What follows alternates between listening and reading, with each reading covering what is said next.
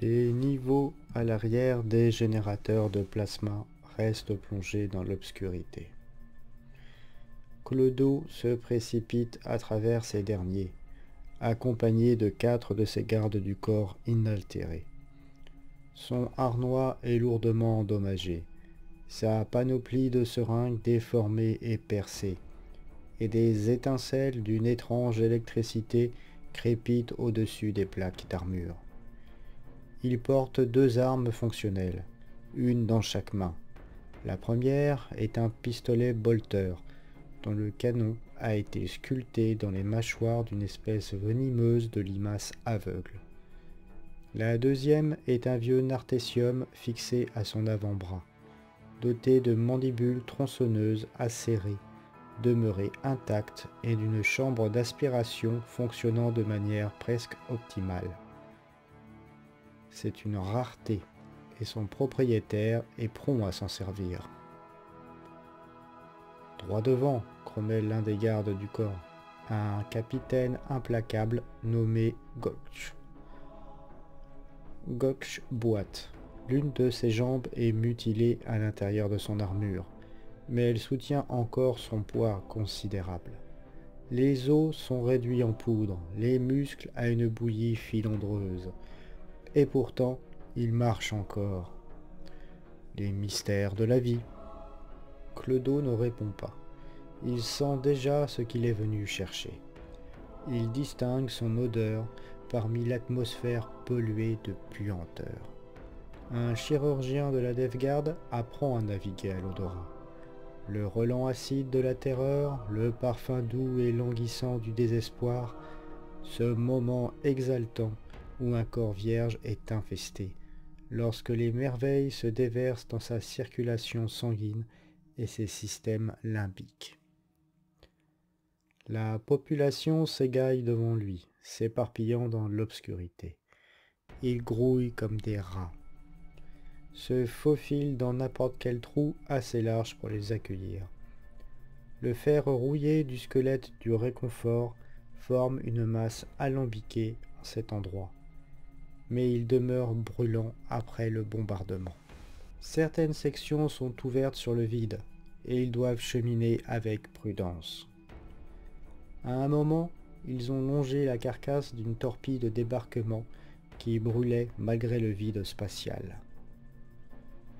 Sa livrée était d'un sable profond et portait le symbole des Iron Shades du monde hostile de Shoba.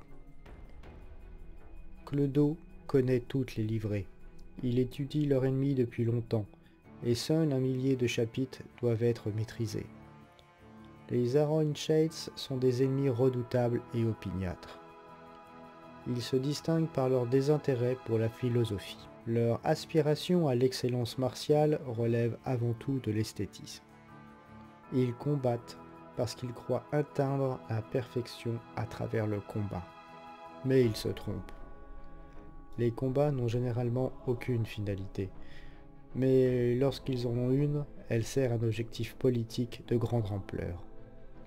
Abréger les souffrances de ce vieux débris suprême psychique sur Terra, par exemple.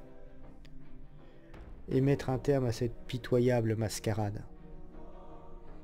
En soi, considéré de manière abstraite, combattre n'est guère plus reluisant que vomir.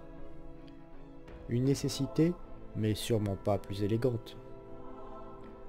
L'odeur gagne en intensité. Il se dépêche, pataugeant dans la bouillie. Il voit des impacts de bolts dans les murs déjà emplis d'un liquide laiteux. Il y a des corps partout, affalés, recroquevillés, flottant dans des mares recouvertes de pourriture. Dieu de la pourriture, quel carnage chez les subalternes! Il pénètre dans une salle hémisphérique. Un coup de feu retentit, peignant les murs et les plafonds d'un éclat blanc. Il est frappé à 2 reprises, une fois à la poitrine, une fois à la jambe. La visée est bonne et il sent la douleur des impacts. Ses gardes du corps ripostent immédiatement et tapissent le mur opposé d'un chapelet de projectiles plus ésotériques, plus puissants. Il entend des grognements de l'autre côté de la fusillade élève son artésium pour couper court à la destruction. De la vapeur siffle, les eaux de cale clapotent et bouillonnent. Clodo sent ses plaies se refermer, les bolts se dissoudre à l'intérieur de lui, consumés par les acides et le pus qui suintent de ses glandes, qui recouvrent les blessures et s'écoulent lentement à l'intérieur de son armure épaisse.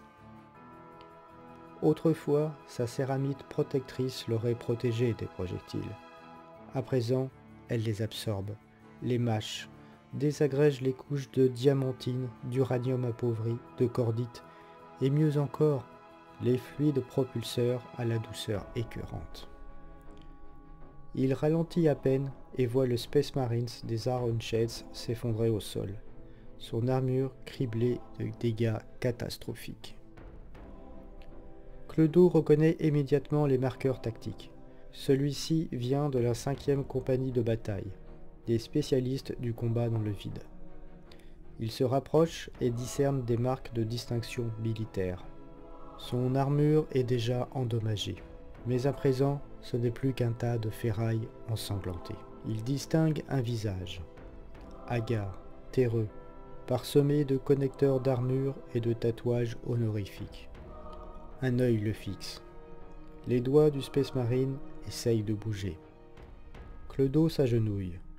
L'odeur est omniprésente à présent. Je dois avouer que tu t'es pas mal débrouillé, murmure-t-il, tandis que le nartésium se met à accélérer. Le Space Marine tente de se lever, de résister, d'atteindre sa lame. Des efforts futiles. Ses tendons sont tranchés, ses cœurs saignent.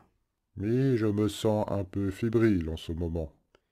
Il sélectionne une aiguille dans le cycleur et l'insère dans le nartésium. Il l'appuie contre le cou du Space Marine. Un peu en rogne, ajoute-t-il. Le Space Marine parvient presque à bouger pour tenter de s'emparer de la dague à sa ceinture. Si proche et pourtant si lointaine. Clodo presse le piston. En temps normal, je devrais prélever tes glandes progénoïdes maintenant. Mais ne t'inquiète pas, je le ferai bientôt. Les yeux injectés de sang du Space Marines s'écarquillent. Il est résistant et bien entraîné, mais certaines douleurs sont particulièrement atroces, et Clodo les connaît toutes. Tu comprends? J'étais déjà agacé, dit le chirurgien. Et là, tu m'as tiré dessus. Les scies tournent puis se rapprochent. Une vieille lumière maladive s'allume dans les yeux de Clodo. Alors, ça va être horrible, déclare-t-il. Et il commence.